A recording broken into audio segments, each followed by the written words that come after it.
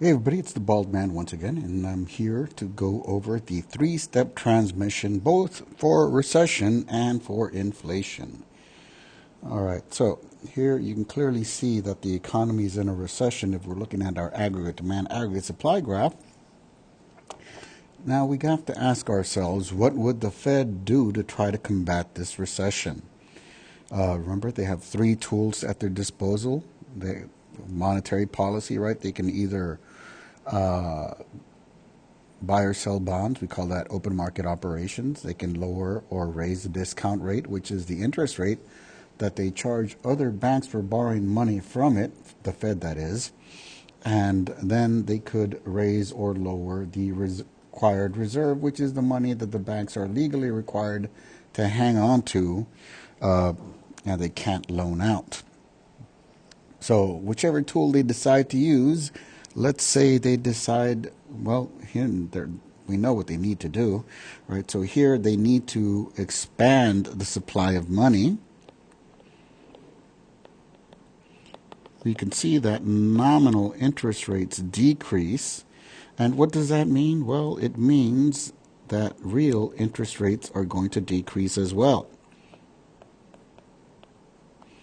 right? And once real interest rates decrease, what happens to investment demand? Well, investment for demand is going to increase. We can see here that the lower interest rates is definitely causing people to borrow more money. So they're going to borrow this money, and you have to remember that IG, right, gross business investment, is a component of aggregate demand. So if gross business investment is increasing, so is aggregate demand. So we're going to have this rightward shift. We're going to come closer to full employment, if not full employment. Right? Price level goes up and output goes up as well, right? Now we're going to do this again. I know we did this in class, but we're going to do it again here just to make sure we understand how to do this, right?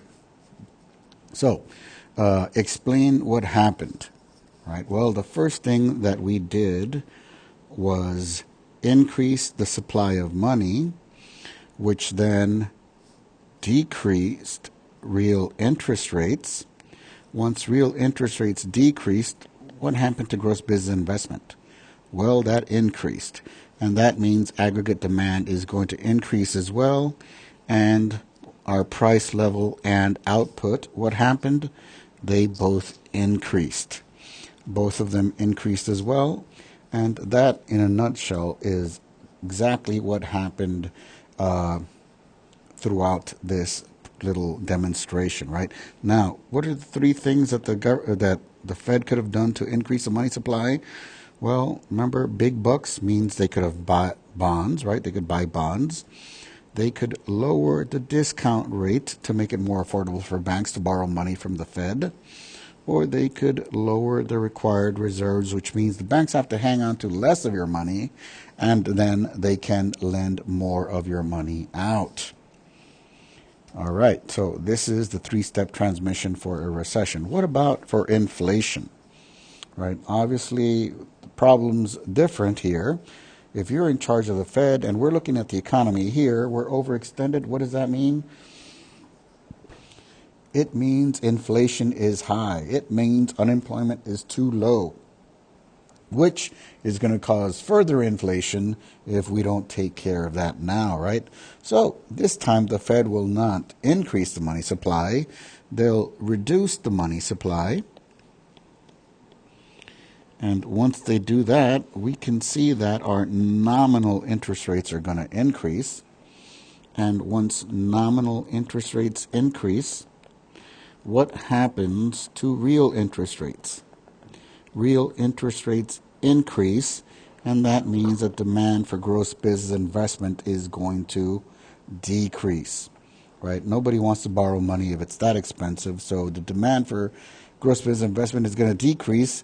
And once again, remember, IG is a component of aggregate demand, so aggregate demand is also going to decrease. It's going to shift left, which brings us to full employment. Price level goes down, output goes down, and this is exactly what we were expecting to happen once we decreased the supply of money. Right? It's going to make loans unaffordable, and people are going to stop borrowing money, and they're going to stop spending that money that they could have borrowed. Right?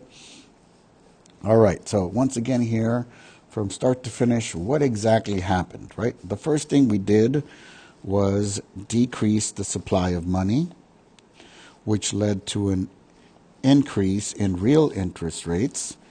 Once the real interest rates went up, gross business investment went down. What does that mean for aggregate demand? Aggregate demand also went down, and that means price level and output both went down as well, right? Now, what are the three things that the Fed could have done to reduce the supply of money? They could have sold bonds. Remember, selling bonds means small bucks, which is exactly what happened here. They can increase the discount rate to make it less affordable for banks to borrow money from it, or they could increase the required reserve, making sure that the banks hold on to more of your money and they have less money to lend out, and that will limit the amount of money that can be created otherwise. If you guys have any questions about any of these graphs, anything I did, please drop me a message on Remind or on a comment down below.